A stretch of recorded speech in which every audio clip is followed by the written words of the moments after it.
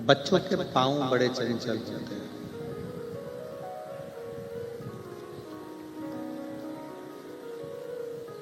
बच्चों को बिठाया यहाँ जाए, उठकर चले जाते हैं, बढ़ जाते हैं, आगे चले जाते हैं।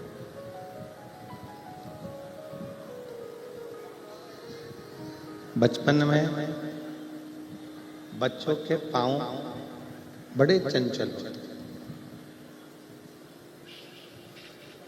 जवानी में व्यक्ति का रोम रोम चंचल होता है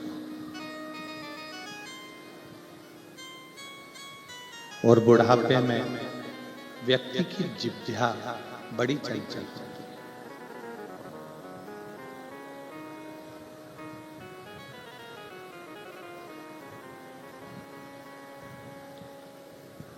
बचपन में पांव चंचल हुए, जवानी में रोम रोम चंचल हुआ और बुढ़ापे में जिह्वा चंचल, जीवान चंचल। विचित्र है।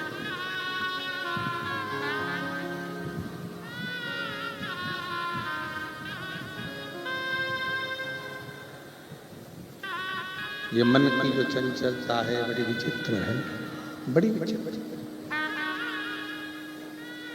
इसको सत्संग की ओर लेकर जाइए, ये सत्संग से हट जाता है।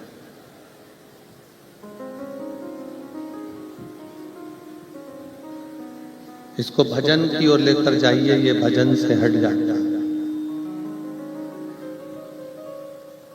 इसको संकीर्तन की ओर लेकर जाइए, ये संकीर्तन से हट जाता है।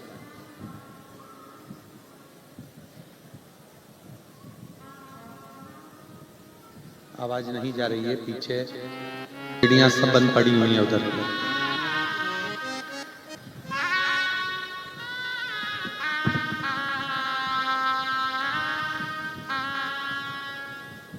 बचपन हो, जवानी हो, अधेड़ी हो, बुढ़ापा हो, कोई भी अवस्था, प्रत्येक अवस्था में मन की चंचलता बड़ी विशेष है।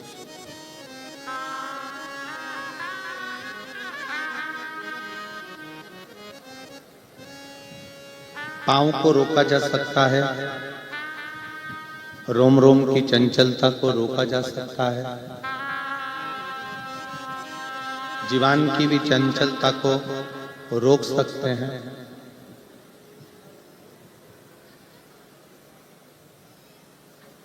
पर एक मन की चंचलता को रोकना बड़ा कठिन है।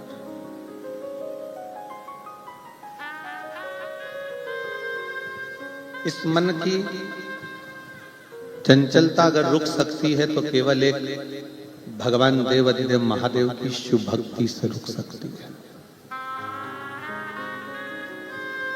आप इसको कंट्रोल में ला सकते हैं। शंकर की जो भक्ति है, शिव की जो भक्ति है, ये मन को संयमित करती है।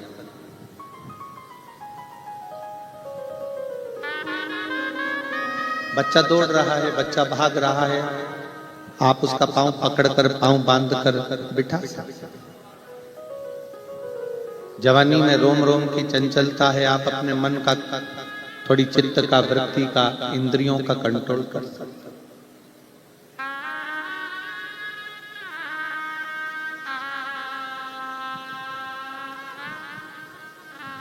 बुढ़ापे में जिह्वा को भी थोड़ा कंट्रोल करा जा सकता है, पर प्रत्येक अवस्था में मन को कंट्रोल करना ये बहुत कठिन काम है।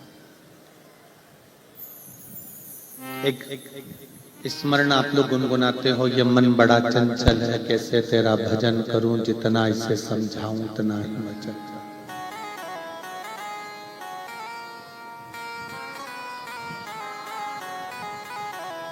इस मन को जितना जितना समझाने का प्रयास करोगे, ये मन उतना उतना उचिष्ट होता चलेगा।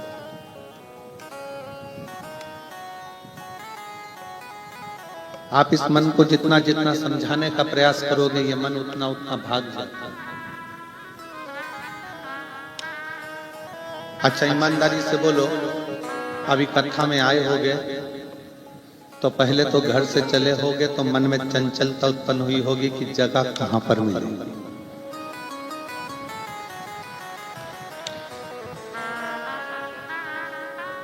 और 3 पंडाल लगे हुए हैं, पीछे टेंट लगा है, साइड में टेंट लगा है, उधर ग्राउंड में पहुंचने के बाद भी मन चंचल हो गया होगा, इधर बैठूं कि उधर बैठूं, फिर वो मन की चंचलता।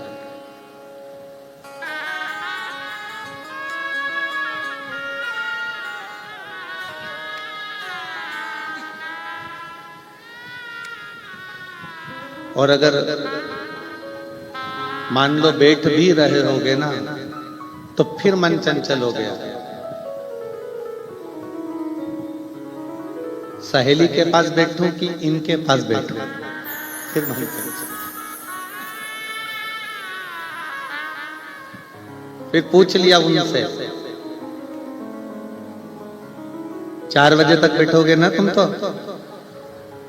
पति बोला नहीं, मैं तो 1 घंटा बैठ के और निकल जाऊंगा, 1 घंटा बैठूंगा और फिर वापस जाऊंगा।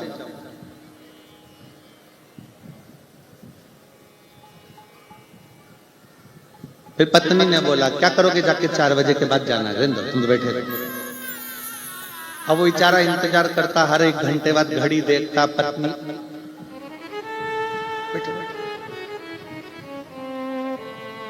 फिर वो घड़ी देखता, पत्नी फिर वापस चला जाता।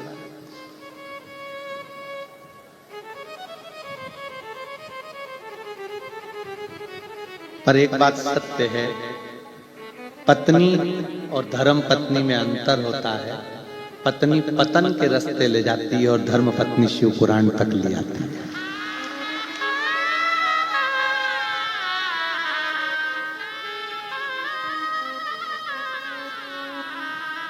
धर्म पत्नी का सबसे बड़ा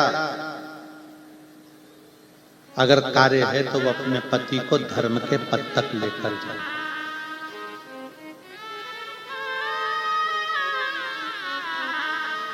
और साकरी की इस पवित्र शिव महापुराण के प्रथम दिवस में आज हम आप सबसे निवेदन करेंगे, आस्था चैनल के जितने श्रोता हैं, फेसबुक यूट्यूब के जितने श्रोता हैं, या इस साकरी महाराष्ट्र की पवित्र भूमि पर जितने श्रोता भाई बहन बैठे हैं, उन सभी का जिसने संसार में आकर इन 5 लक्ष्मियों का आदर कर लिया,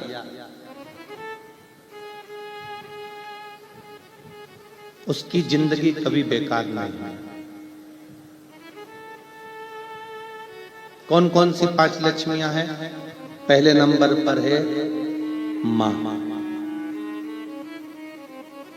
दूसरे नंबर पर है बहन, तीसरे नंबर पर है बेटी, चौथे नंबर पर है बहू और 5वें नंबर पर है पत्नी।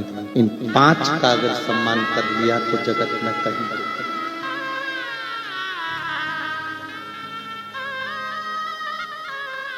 संसार सागर में जन्म लेने के बाद इन 5 लक्ष्मियों का आदर करने वाला व्यक्ति कभी मुड़कर नहीं देखते। अपनी माँ का सम्मान करने वाला, अपनी माता का आदर करने वाला, अपनी माता के चरणों को प्रणाम करने वाला, अपनी माता के कहे अनुसार चलने वाला। और महाराष्ट्र के रहवासियों को तो गर्व होना चाहिए कि आप उस पवित्र भूमि पर रहते हो जहां पर वीर शिवाजी अपनी मां के कहने पर किले पर चढ़ जाते हैं। महाराष्ट्र के रहने वालों को तो गर्व होना चाहिए कि जिस भूमि पर पौंडलिक अपनी माता पिता की सेवा करते हैं और भगवान हरि विठ्ठल उनको दर्शन देने पहुंच जाते हैं।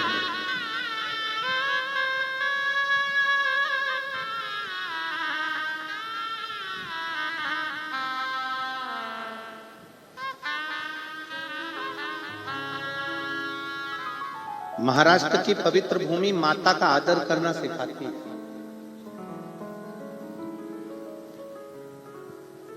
एक माता के शब्द के लिए छत्रपति वीर शिवाजी एक किले पर चढ़ जाते हैं केवल मां के वचन को पूर्ण करने के लिए।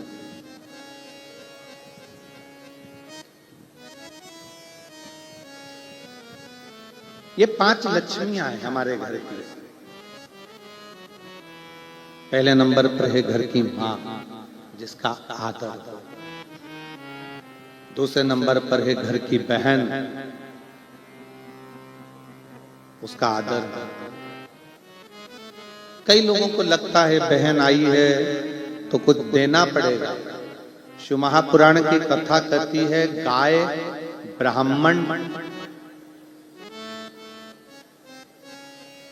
बेटी, बहन ये किसी के दरवाजे पर अगर आ जाती है तो जितना तो लेती नहीं है उससे 4 गुना देकर जाती है।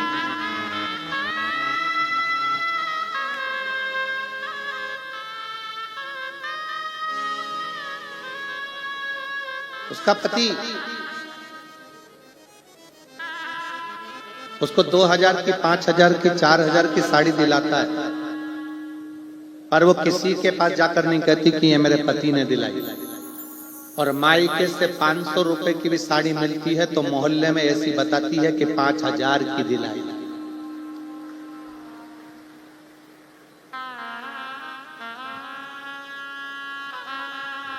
उसकी मायके के प्रति प्रीत बड़ी है।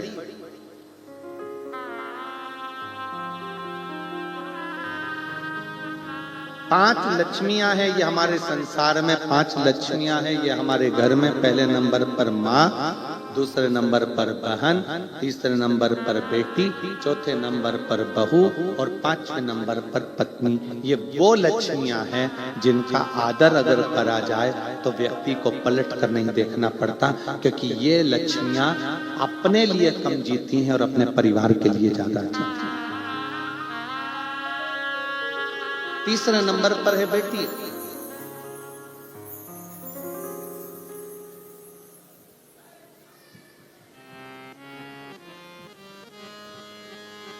ये वो लक्ष्मी है जिसको देने पर, बहन को देने पर, बेटी को देने पर कभी घाटा नहीं, इसका आदर। चौथे नंबर पर है घर में आने वाली बहू।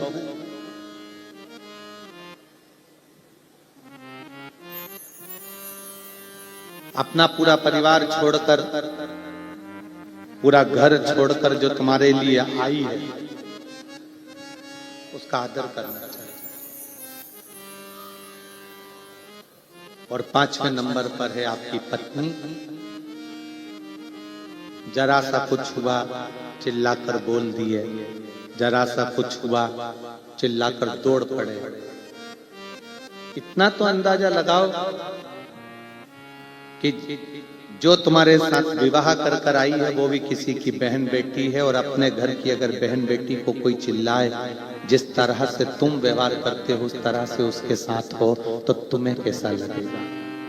आदर करिए वाली ये 5 लक्ष्मियां ऐसी हैं जिन लक्ष्मियों का आदर, इन 5 लक्ष्मियों का सत्कार, इन 5 लक्ष्मियों का सम्मान, इन 5 लक्ष्मियों का आदर जिसने कर लिया उसकी जिंदगी सार्थक है।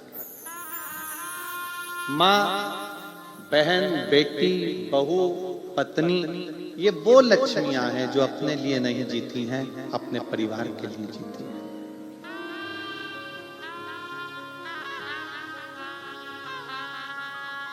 एक साधना, एक व्रत, तपस्या, उपास भी अगर करती है तो अपने परिवार के लिए करती है।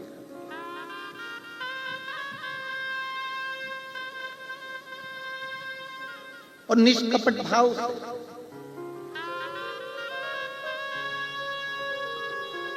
एक पत्नी का भी व्रत है और एक पति का भी व्रत है। सबसे ज्यादा चिंता पत्नी को खुद के व्रत की नहीं रहती, अपने पति के व्रत की रहती। उनका एकादशी है, बहू से 25 बार जाकर कहेंगी देखो उनके दांतों में तकलीफ है, थोड़ा नरम सा बनाना, वो खा ले, ऐसा बनाना उनका व्रत।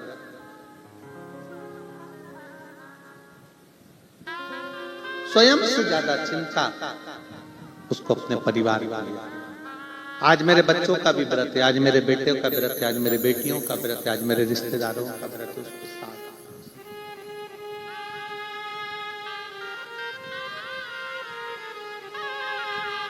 उसके हृदय की नम्रता,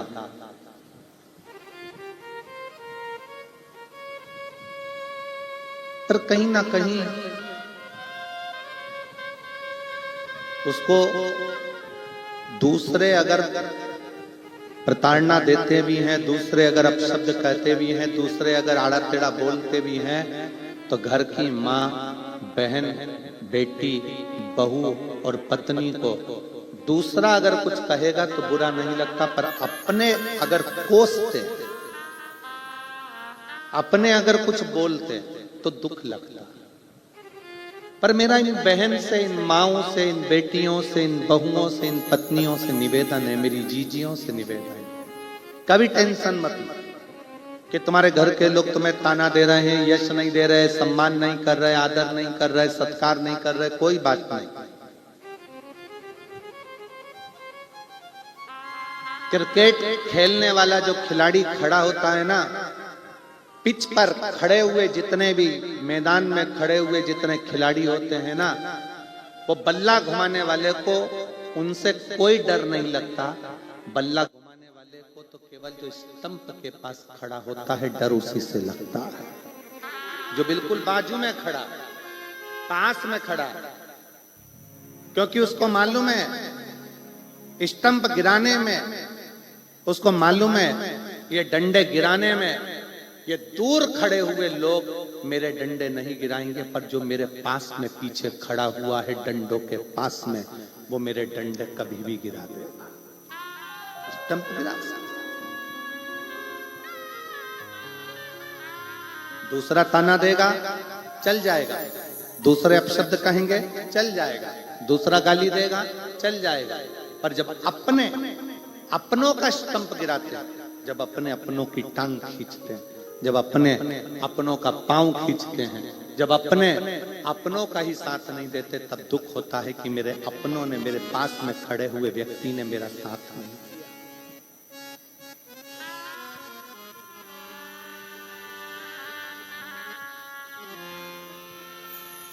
मुझे मेरे अपनों ने नहीं पूछा। पर शिव पुराण कह रही है कि इन 5 लक्ष्मियों का सम्मान, इन 5 लक्ष्मियों का आदर, इन 5 लक्ष्मियों का सत्कार जरूरी, बहुत जरूरी।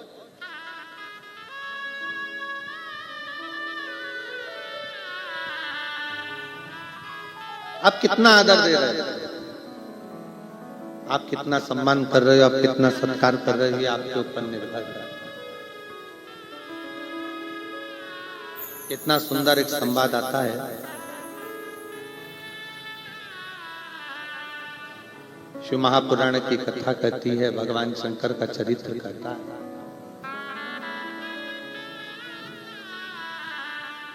एक बार भगवान नारायण के साथ में माता लक्ष्मी जी घूमने के लिए निकले, भ्रमण के लिए।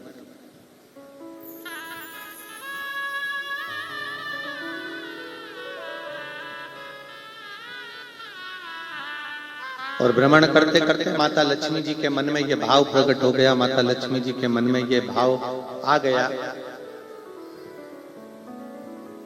कि है नाथ, ये पूरी जो सृष्टि है, इस पूरी सृष्टि का संचार चलाने वाली मैं अकेली हूं। इस पूरे संसार को, इस पूरी सृष्टि को चलाने वाली मैं अकेली, मैं स्वयं लक्ष्मी।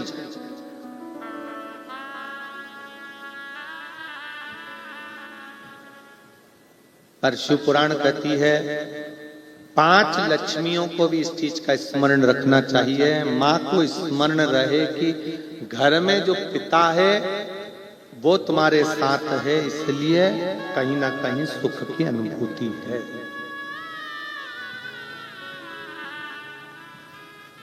एक पुरुष तत्व, एक पुरुष आपके साथ खड़ा हुआ, आपका पति, आपका भाई, आपका बेटा, तो ये मानकर चले कि कहीं ना कहीं श्रेष्ठ तत्व है आपके जीवन का सुख।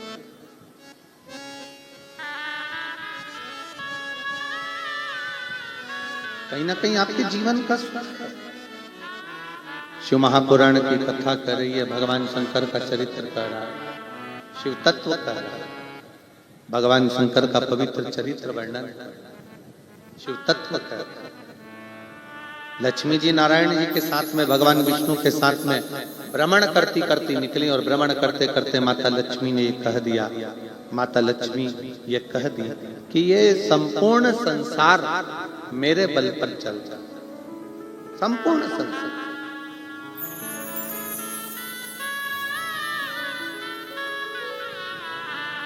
इस पूरे ब्रह्मांड को चलाने वाली मैं स्वयं। तब भगवान नारायण उसी समय पर उसी क्षण बोले, लक्ष्मी ऐसा नहीं है, संसार के लोग जब तक शिव तत्व को अपने अंदर धारण कर कर रखते हैं, जब तक इनकी श्वास चलती है तब तक ये लक्ष्मी को भी समझते हैं, बेबहू को भी जानते हैं, सत्ता को भी जानते हैं, सब कुछ जानते हैं। और जब शिव तत्व इनके भीतर से चला जाता है, शिव तत्व इनके भीतर से समाप्त हो जाता है, तब ये लक्ष्मी को भी नहीं समझते। शिव तत्व क्या?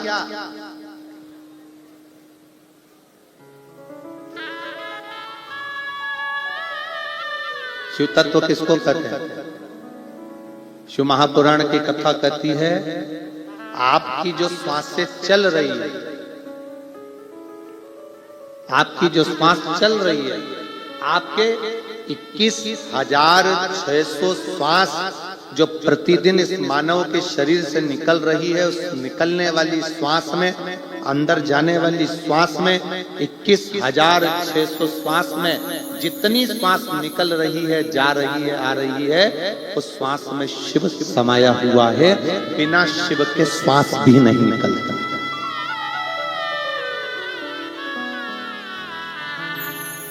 बिना शिव के श्वास भी नहीं निकलता।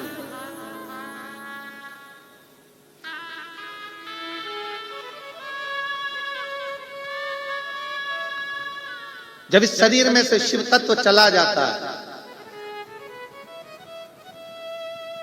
जब इस शरीर में से शिव तत्व समाप्त हो जाता है, तो केवल शव रह जाता है।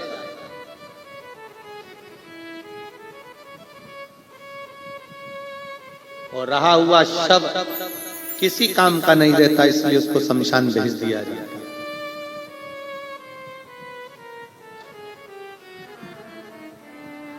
जिंदगी भर कमाने वाले मनुष्य ने 1-1 रुपया जोड़ कर रखा, का वेश बनाकर हाथ जोड़े हैं राम जी की।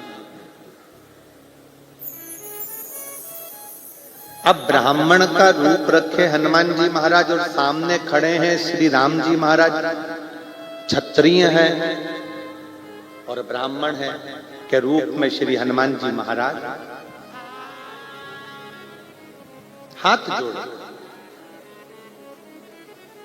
तो दुनिया के लोगों को लगा कि ब्राह्मण सामने खड़े हुए क्षत्रिय का हाथ जोड़ रहा है, पर समझने वाला समझ नहीं पाया, हनुमान जी के शिव से मिलाया जाता है, ये मिलन है।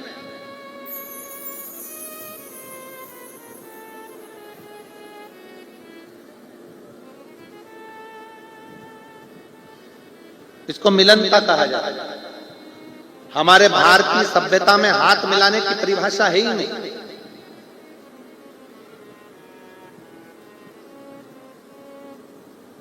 हमारी भारतीय सभ्यता के अंतर्गत कंधे पर हाथ रखने की भी परिभाषा नहीं है।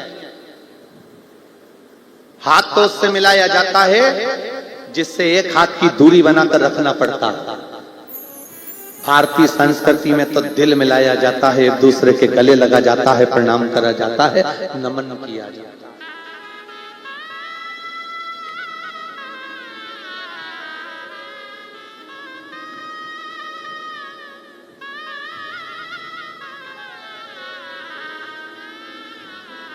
भारतीय संस्कृति में तो हृदय मिलाया जाता है, भारतीय संस्कृति में हृदय का मिलाप होना चाहिए, हृदय का मिलाप।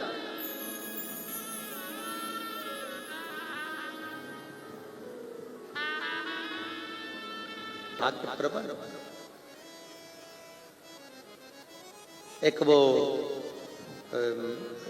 अगर आपने कभी स्मरण किया हो,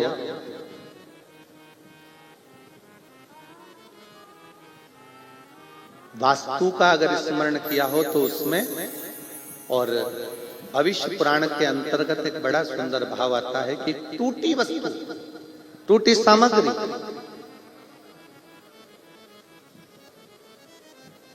अपन प्रयोग में नहीं लेते। यहां तक कि शास्त्र कहता है कि सुबह सुबह स्नान करा, स्नान कर कर पूजन करने के लिए जा रहे हो, स्नान कर कर पाठ करने के लिए जा रहे हो, स्नान कर कर दर्शन करने के लिए जा रहे हो, स्नान कर कर भगवान का भजन करने के लिए जा रहे हो, स्नान कर कर तैयार होकर किसी अच्छे कार्य के लिए जा रहे हो। यहां तक कहा जाता है कि आपको क्या बोलते हो, यहाँ महाराष्ट्र में, हमारे यहाँ तो ये बाल को जो ऊंचते हैं उसको कंगा कहते हैं।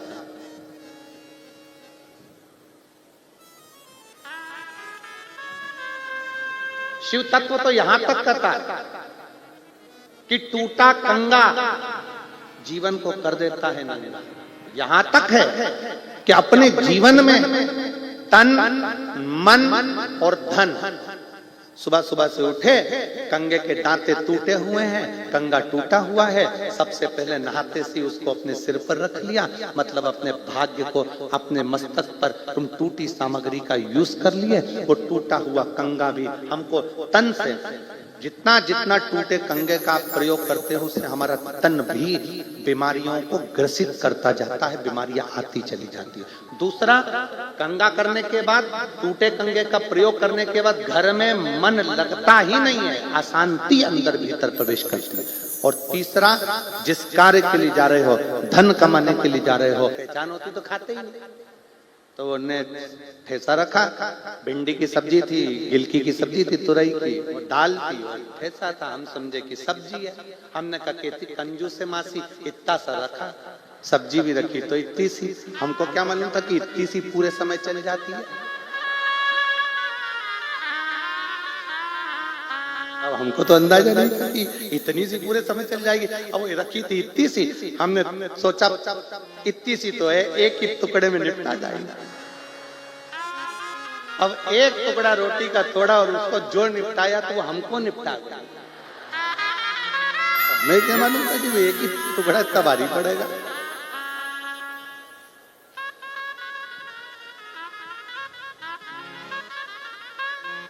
हमने नारायणी बाई जी से कहा, हमने कहा बाई जी बड़ा दुख दीना तेरे ठेसे, एक दिन दुख देता तो चल जाता, पर 2 दिन तक दुख देता रहा ठेसे।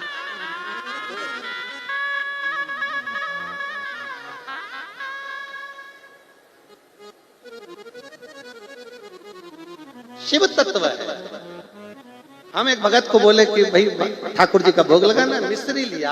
अब वो इतना बड़ा पैकेट और एक छोटी सी चूने की डिब्बी, छोटी सी एकदम पतली। हमने कहा ये क्या है? मिश्री। अरे हमने कहा ये मिश्री किसी काम की नहीं है, ठाकुर जी के लिए चाहिए। तो बोलो ना खड़ी शक्कर, खड़ी शक्कर बोलो। हमने कहा अच्छा हुआ आपने बता दिया, हमें महाराष्ट्र की भाषा समझ में आ गई कि खड़ी। तो पंचामृत में क्या क्या चीज चाहिए? बोलते जाओ जल्दी, बोलो जम के बोलो जरा। दूध, दही, हाथ में लिया,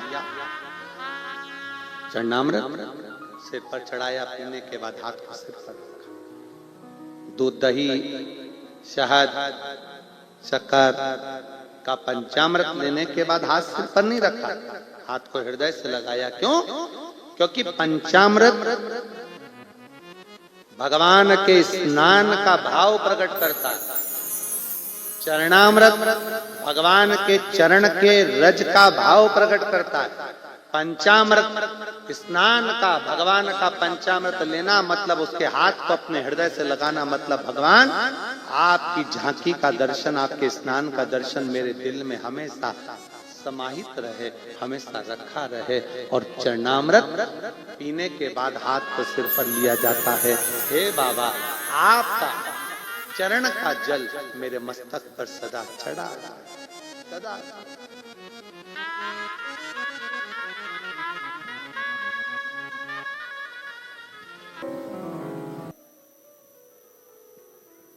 आप अगर शिव महापुराण की कथा तक पहुंचे हो, भगवान शंकर के कथा तक आप आए हो, खाली नहीं जा सकते, भर कर भेजे। मेरी जीजियों, मेरे जीजाओं, मेरी बेटियों, बेटाओं, मेरी माताओं, आप आए हो ना बड़ी आस लेकर, बड़ा विश्वास।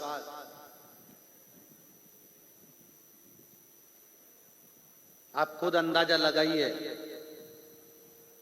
जिस स्त्री की उम्र 50 साल हो जाए तो क्या औलाद हो सकती है? जरा विचार कर कर बताइए, सोचिएगा। बेटे ने हिम्मत तोड़ दी हो 17 से कि अब मैं नौकरी नहीं लग सकती मेरी सरकारी।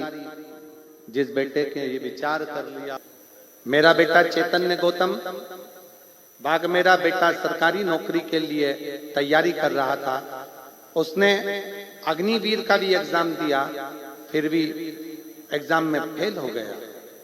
2022 में दिया, 2023 में दिया, पर मेरा बेटा निकल नहीं पाया। आखिरी में बेटे ने हिम्मत हारी। मैंने उससे कहा तो चिंता मत कर, मैं कथा सुनती हूँ, एक कोई सीहोर वाला महाराज शिवपुराण की कथा करता है, एक लोटा जल चढ़ाने का बोलता है, तू भी एक लोटा जल लेकर शिव मंदिर जा। मैं और मेरा बेटा शंकर जी के मंदिर में, शिवालय में जाकर एक लोटा जल चढ़ाने लगे। शिव जी के मंदिर में जाते, जल चढ़ाते, पशुपतिनाथ का व्रत किया। 40 गांव की कथा में पंडाल में बैठकर हमने कथा सुनी और मेरे बेटे से कहा, यहाँ पर बन सके जितनी सेवा कर। 40 गांव के कथा के पंडाल में मेरा बेटा कचरा उठाने की सेवा करता, लोगों को भोजन कराने की सेवा करता। आज मैं बाबा को धन्यवाद देने के लिए आई हूँ कि कथा के पंडाल में बैठकर सेवा करना, कथा सुनने का क्या फल है। आज मेरे बेटे की सरकारी नौकरी अग्निवीर में लग गई है। मैं बाबा को प्रणाम करने के लिए आई हूँ कि वो मिलिट्री की नौकरी कर रहा है। बाबा ने ऐसी कृपा करी, उसका ज्वाइनिंग हो गया है और मेरा बेटा कर्नाटक के बेड़गांव मराठा सेंटर में ट्रेनिंग कर रहा है। मैं बाबा को यहाँ धन्यवाद देने के लिए आया। एक बार जोरदार ताली। साधु का है, एक लोटे जल में क्या अमृत तत्व है।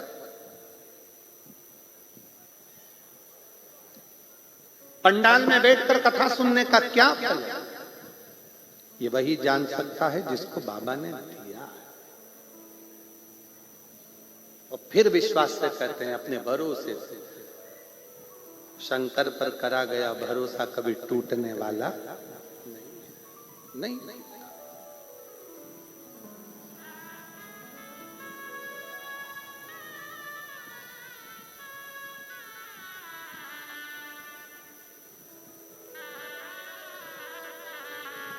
और मेरे बाबा तेरी नौकरी सबसे बढ़िया है, सबसे खरी। भोले बाबा तेरी नौकरी सबसे बढ़िया है, सबसे खरी। तेरे